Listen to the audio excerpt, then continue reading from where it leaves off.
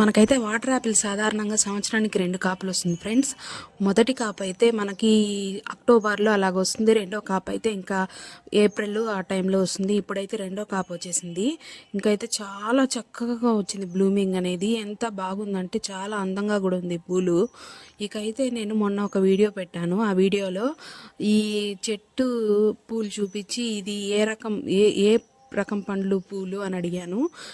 ఒక ఇద్దరేమో జామ అని చెప్పారు. జామ కాదు ఫ్రెండ్స్, వాటర్ యాపిల్ పూలు.